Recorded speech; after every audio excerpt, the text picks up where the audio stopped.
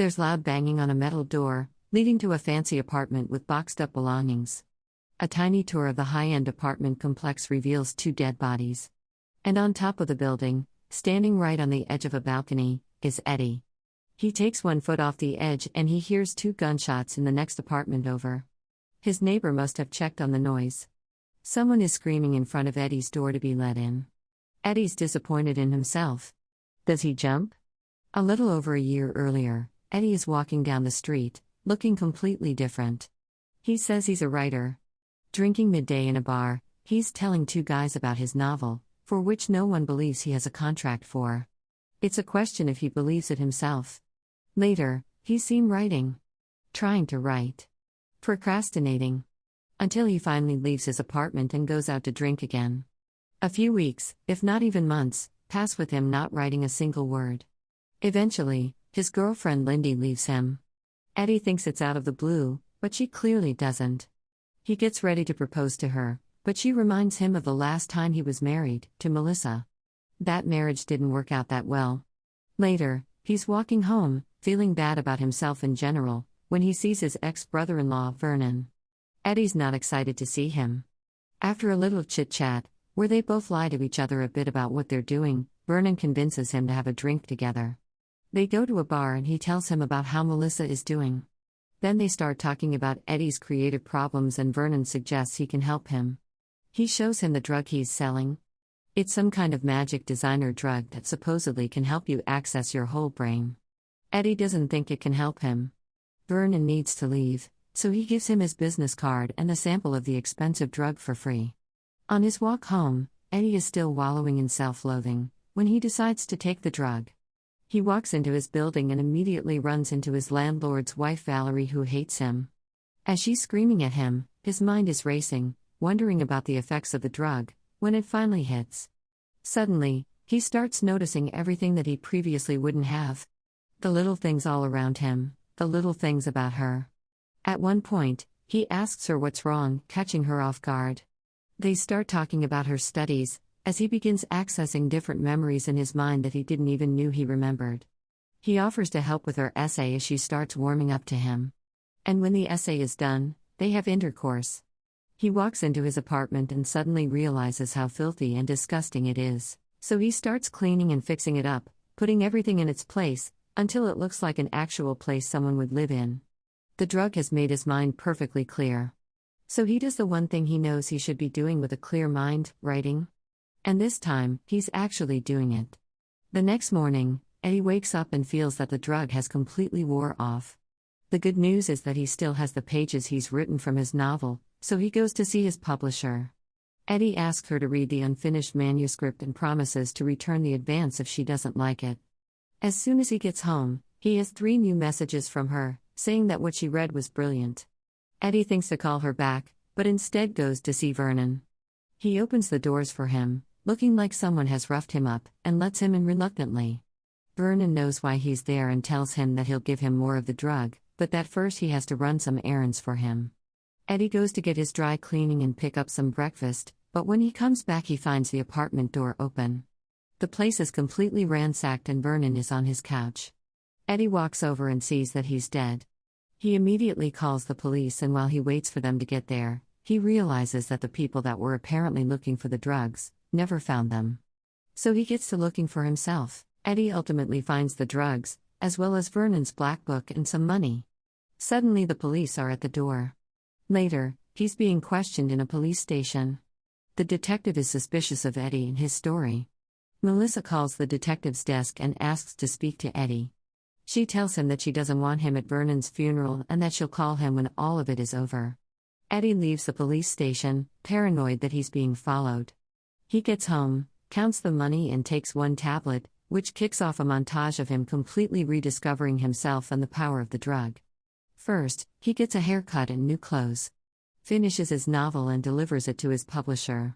He learns the piano in 3 days and also learns to speak new languages with little effort, then uses them to pick up women. Suddenly, he can use math to win at poker. He knows what combination of drugs his aunt with cancer needs.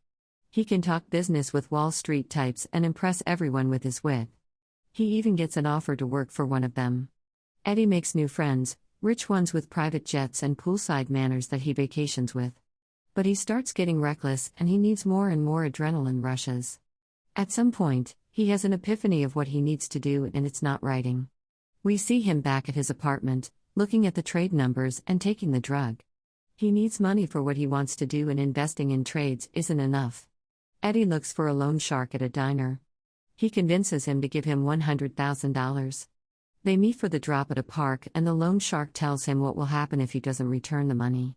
Later, he takes the job offered to him earlier and quickly figures out how to double his money investing. Eddie gets noticed by the bigger players in the finance game, and he gets a meeting with one of them. He tells Lindy about it over dinner and impresses her by ordering an Italian. He apologizes to her and tries to charm her, to win her back. They get back together and start seeing each other again. As time goes by and he becomes more successful, he gets the feeling he's being followed. One night, as he's in his apartment with Lindy, he starts feeling strange. The next day, him and his boss have a lunch meeting with Carl Van Loon. Eddie explains his grandiose pattern recognition abilities and tries to impress the man. He gets a ride home from him, and in the car Van Loon hands him some documents, telling him to look them over. When they reach his place, Eddie gives him an evaluation of what he's read. The man is impressed and sets up another meeting with him. Eddie's too energized to go home, so he takes a walk, planning his future, thinking he could even be president one day. Suddenly, he starts feeling strange again, as if time started to move completely different. So he keeps walking and walking until he reaches a bar, unaware of how he got there. Then he's at a party with one girl and next in a hotel with another. He thinks he's being followed. Later he starts a fight in the subway, realizing that he's learned how to fight just by watching kung fu movies and boxing on TV. He runs throughout the city and suddenly finds himself on top of a bridge, where he stops, without being able to recall the last 18 hours of his life. Eddie wakes up the next day feeling horrible. He decides not to take another tablet and tries to go through the documents sent to him by Van Loon, but they seem illegible. Eddie goes to the meeting sober and unprepared. Van Loon keeps asking him questions expecting high-level answers from him, but all Eddie can focus on is the TV, where the news are reporting that the woman he was in the hotel with is dead. He leaves the meeting abruptly. When he gets home, the phone rings. It's Melissa. He asks her to meet him later that day. Eddie remembers Vernon's black book and starts calling the people from the list. Everyone on the list is either dead or terribly sick. The last number he dials belongs to the man who followed him and who's sitting on the same bench with him. Eddie sees him and runs, as the man chases after him. He finally loses him by going inside a cab. He meets with Melissa and she tells him that she had also been on the drug and barely made it out alive when she stopped using it. She notices that he's been taking it too and tells him to go off it slowly, otherwise it could be lethal. Eddie keeps getting worse as he comes back home, where the loan shark is waiting for him. The man takes his last tablet and ingests it. As Eddie is grabbing the money he owes him from the bank, the man seems unaffected by the drug. Eddie gives him his money and he says he feels great, but there are no noticeable changes to his intelligence yet. Later, Eddie stumbles into Lindy's office. He tells her everything and asks her to get him the drugs he's hidden in her apartment. Lindy gets there and finds them easily, but as she's getting back to the office she calls Eddie and tells him that there is a man following her. Her cab gets stuck in traffic and the man is seen coming up to her. Eddie tells her to run and the man chases after her too. Lindy runs into a park and asks two guys to help her.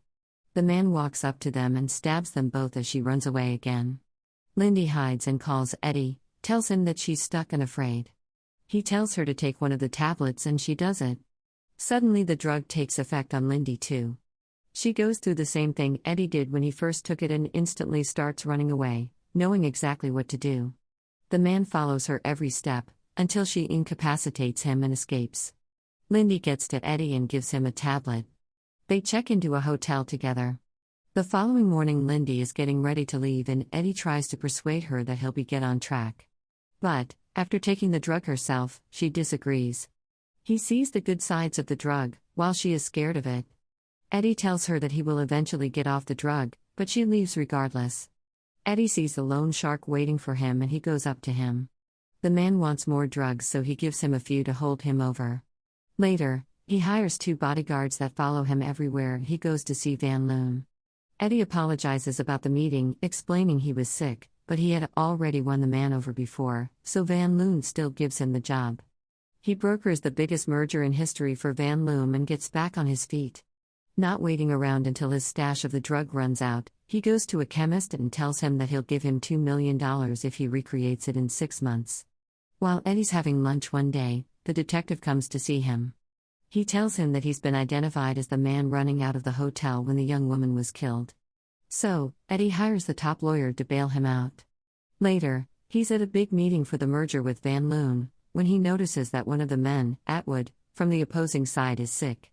They will reconvene to sign the contract the next day. After the meeting, Eddie talks to Van Loon and he threatens him not to make him his competition, explaining that whatever makes him that good at his job is a gift, not something earned through hard work. Eddie goes back to the hotel, finding his room trashed. He buys the fancy apartment that was seen in the beginning of the film. Later, he runs into the loan shark again, who's completely transformed. He tells Eddie to bring him more tablets or he'll tell his boss about his trouble with the police. The next day, Van Loon and Eddie are waiting for Atwood to come in and sign the documents for the merger. When he doesn't show up, his wife comes to their offices to tell them that he's sick, but as soon as he's better he will sign the contract. The two of them walk her out, and as she's going into the car, Eddie sees that the man who's been following him is getting inside the car with her. Her husband was sick because of the drug. Eddie meets his lawyer in a police station and gets into a lineup. Thankfully, he doesn't get picked out. He leaves the loan shark waiting and instead goes back to the Van Loon office, who's watching the news. They're reporting about the merger. His new boss is angry about it, but tells him that Atwood is dying. He's worried about the merger. Eddie realizes that he needs to take another tablet and leaves, but can't find his stash. He comes back to the office when a package comes for him. As Van Loon keeps pushing for information he thinks Eddie has, he opens the package to find the severed hands of his bodyguards inside. He rushes out and goes back to his apartment. There he listens to the news where Atwood's wife is giving a statement, rather lying about the merger. Her lawyer takes over the interview, which is also his lawyer. The doorbell rings and it's the loan shark, asking him to open the door. Next, Eddie is seen standing on the edge of his balcony. He doesn't jump. He tries to remember where he could have left one more tablet and scrambles to find one. When he does, he ends up dropping it in the same moment that the loan shark walks into his apartment.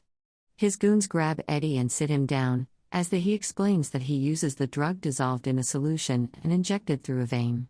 He shoots up and tells his men to find Eddie's stash, while he tortures him for the information. The goons are trying to open up his safe, so they don't hear when Eddie stabs their boss as he leans over. He kills him, then drinks his blood to get a fix of the drug. It works, so he knows how to fight off the goons. He takes down one of them and then the other. Meanwhile, Atwood dies at the hospital. Eddie goes there and is seen sitting down next to the man who followed him. Later, the same man helps him find more drugs in the apartment of the lawyer, who took Atwood's stash for himself. 12 months later, Eddie has a book out and is running for the Senate. Van Loon is waiting in his office. They chat a little, but Van Loon tells him that he knows about the drug. He tells him that he shut down his lab that morning and that he can supply him with the drug in the future if he agrees to work for him. They leave the office to get lunch together, but Eddie refuses to get in the car as well as work with Van Loon. Eddie tells him that he learned how to change the drug, how to get off it while keeping all of the positive effects. He can see everything, he's unstoppable. Eddie refuses any possibility to work with Van Loon and sends him on his way. He walks to a restaurant and meets with Lindy there.